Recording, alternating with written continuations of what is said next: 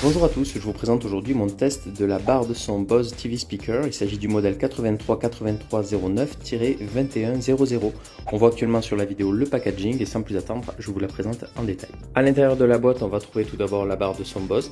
On va avoir un câble optique type Toslink, on va avoir une télécommande et enfin la notice utilisateur. Petite précision, le livret qui est fourni relève plutôt d'un guide de démarrage rapide que d'une véritable notice. Ceux qui veulent consulter une notice en français complète en bonne et due forme, il va falloir se rendre à cette adresse-là. Et on peut télécharger au format PDF une notice qui fait à peu près 60 pages et qui va détailler toutes les fonctionnalités de l'appareil. Voyons les caractéristiques et les connectiques de cette barre de son Bose. Donc tout d'abord, au niveau des dimensions, en longueur, elle mesure 59,5 cm environ. En profondeur, on a 10,5 et en hauteur, on a 5,6. Au niveau de la sortie des haut-parleurs, les vents se situent à cet endroit-là et à l'arrière côté droit, on a le panneau des connectiques. Donc on va le regarder en détail. À gauche, on a un port HDMI ARC, donc c'est pour les téléviseurs récents. Si on utilise un câble HDMI, ça va permettre de prendre le contrôle de la barre de son, donc gérer le volume, etc.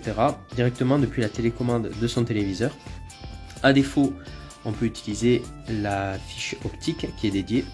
Si le téléviseur est plus ancien, on va utiliser la sortie aux-in pour brancher une fiche jack qui va sur des sorties RCA. Service, c'est pour faire les mises à jour de firmware. Alors c'est possible de le faire soi-même en allant télécharger un fichier de mise à jour sur le site de Bose. J'ai essayé. Étant donné que mon firmware était déjà à jour, ça me renvoyait un message d'erreur, donc j'avais la LED qui clignotait en rouge devant. Donc voilà. Après, pour la fiche suivante, base, c'est pour connecter un périphérique externe non fourni, et enfin on a la prise d'alimentation. Sous la barre de son, on va pouvoir remarquer la présence de patins antidérapants à gauche et à droite pour assurer une bonne stabilité à l'ensemble. Voilà pour la présentation physique de la barre de son. Donc on se rend compte qu'il n'y a pas de bouton tactile ou de boutons mécaniques qui vont permettre d'activer des fonctionnalités. En fait, tout se fait depuis la télécommande qui est fournie. Donc cette télécommande possède plusieurs fonctionnalités. Donc le bouton en gauche, mise en marche ou veille. En haut à droite, c'est le mode télé. En dessous, c'est le mode Bluetooth. Lorsqu'on veut utiliser la barre de son, par exemple avec son téléphone pour écouter de la musique. Basse, ça va permettre d'augmenter ou de diminuer le niveau de basse. À savoir que, à mon sens, par défaut, je trouve le niveau de basse un peu élevé. Donc j'aurais tendance à le baisser d'un cran. Tout en bas à droite, c'est le bouton dialogue lorsqu'on regarde la télé, si on veut renforcer les dialogues pour les rendre plus clairs. Et enfin, on a le mute qui permet de couper le son. Au niveau du rendu, on va faire un premier essai ensemble avec une vidéo sur YouTube. Donc je vais mettre en lecture, le son va sortir dans un premier temps uniquement sur le Motorola G6. Après je vais activer le Bluetooth et le son va sortir dans le haut-parleur. Donc difficile de vous rendre compte du rendu au niveau des basses, etc. Ça va donner un premier aperçu. Voilà, donc on se rend compte déjà sur ce court extrait qu'on a un spectre sonore qui est assez large avec des basses qui sont vraiment bien présentes, j'en parlais tout à l'heure. Les basses, même par défaut, sont peut-être un poil trop présentes à mon goût et j'aurais tendance à les mettre un petit peu en retrait. En attendant, la qualité sonore est bonne pour un appareil qui est vendu entre 200 et 300 euros. On va voir maintenant ce que ça peut donner sur une télévision. Pour la suite du test, j'ai installé la barre de son sur mon meuble télé et je l'ai raccordé à la télé avec le câble optique qui est fourni. Et donc mon téléviseur, c'est une Sony Bravia avec une diagonale de 55 pouces. Voilà ce que ça donne lorsque l'ensemble est raccordé. Donc la barre de son est plutôt discrète et il faut la positionner pour avoir un rendu sonore optimal en face avant. Petite information qui intéressera les possesseurs de télécommande Logitech Harmony, il est possible de rajouter la barre de son Bose TV Speaker dans la liste des périphériques que l'on peut contrôler directement depuis la télécommande. Alors au niveau de la base de données Logitech, elle n'est pas reconnue sous la dénomination 838309-2100 mais 838309-1100. Mais ça reste la même barre de son, sauf que la 1100 c'est le modèle qui est vendu aux États-Unis et la 2100 c'est celle que l'on trouve en Europe. Voilà. Et une fois que l'on a enregistré la barre de son, eh bien on peut tout contrôler directement, donc volume up, volume down, passage en mode Bluetooth, passage en mode télé, mise en avant des dialogues, etc. Nous allons voir maintenant différents rendus sonores sur un même extrait de film. Alors là, dans le premier cas, j'ai le son qui sort directement du haut-parleur de la télévision.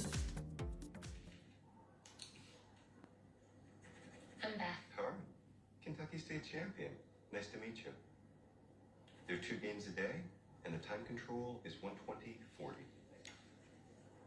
You get 2 hours to make 40 moves. Deuxième visionnage avec le son qui sort cette fois-ci de la barre de son Bose.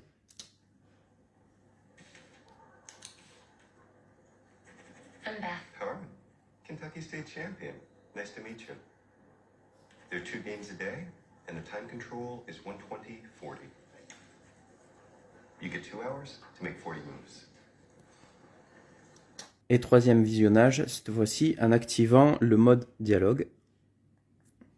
Donc on voit que sur la barre de son que la LED devient verte.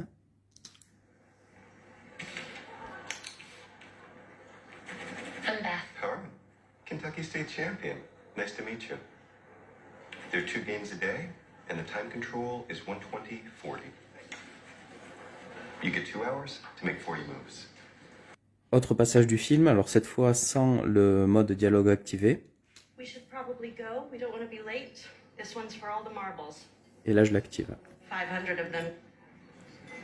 We should probably go. We don't want to be late. This one's for all the marbles. Je désactive. We should probably go. We don't want to be late. This one's for all the marbles. Conclusion après visionnage de ces différents extraits. Tout d'abord, les haut-parleurs intégrés au téléviseur ne sont pas si mauvais. On arrive à regarder un film dans des conditions acceptables. Bien sûr, on n'est pas en présence d'un home cinéma qui coûterait plusieurs milliers d'euros. Mais ça reste acceptable.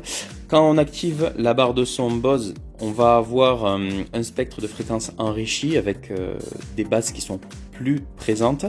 Et quand on active le mode dialogue, ça va à mon sens jouer sur l'équaliseur intégré et ça va renforcer les médiums. Je m'explique, les voix humaines sont généralement comprises entre 100 et 500 Hz et donc l'activation du mode dialogue va revaloriser cette plage de fréquences-là pour les rendre plus audibles.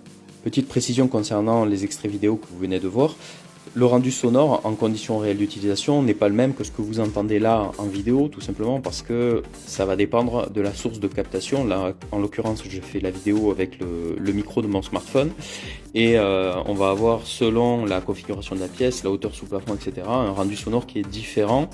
Et là, avec le micro du téléphone, j'ai forcément une dégradation, une perte sonore qui va se produire. Donc voilà, je vous fais part de mon ressenti en vidéo, mais sachez que ce que vous entendez en vidéo, c'est pas la même chose que moi ce que j'entends lorsque je regarde la télévision assis dans le canapé. Nous arrivons sur la fin de ce test. Avant d'aborder ensemble les points positifs et négatifs, je vais vous faire part un peu de mon ressenti. Donc pour moi, cette barre de son Bose TV Speaker, elle est intéressante pour les télés qui sont dotées de haut-parleurs médiocres, donc où on n'est pas satisfait du rendu sonore. Donc là, on va avoir vraiment un gain notable au niveau du rendu. Ceux qui ont une télé récente ou qui sont déjà équipés d'un bon système audio, pour moi, l'achat d'une telle barre de son n'est pas forcément indispensable. Cette barre de son, elle est vendue 280 € environ. On est dans un segment tarifaire plutôt entrée, voire milieu de gamme. Donc faut pas s'attendre non plus à des miracles, avoir le rendu sonore d'un kit home cinéma dédié. Mais à ce tarif-là, on bénéficie déjà d'une bonne qualité sonore. Voyons maintenant les points positifs de cette barre de son Bose. Donc j'apprécie tout d'abord son design discret que je trouve réussi. Elle s'intègre facilement sur un meuble télévision. Les deux modes TV et Bluetooth sont bienvenus. J'apprécie de pouvoir l'utiliser indépendamment avec un smartphone lorsque j'écoute de la musique ou alors en mode télé. Les connectiques sont bien fournis avec notamment la présence de l'affiche HDMI ARC et de l'affiche signal optique. Après, on a du Bose à moins de 300 €. Comme tout le monde le sait, Bose est quand même une marque réputée dans le domaine de la hi-fi. Et ça va nettement améliorer l'audio sur les vieilles télévisions ou alors les télévisions qui sont dotées de haut-parleurs de qualité médiocre.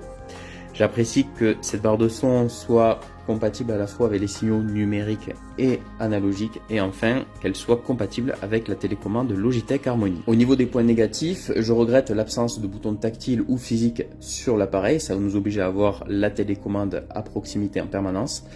Les basses sont à mon sens trop présentes avec les réglages usine.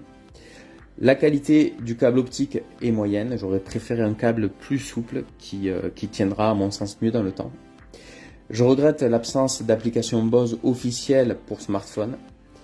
Et enfin, je regrette qu'aucun câble HDMI ARC ne soit fourni. Alors je précise quand même que le ARC, Audio Return Channel, est compatible depuis la norme HDMI 1.4. Aujourd'hui, on va trouver beaucoup de câbles HDMI 2.0.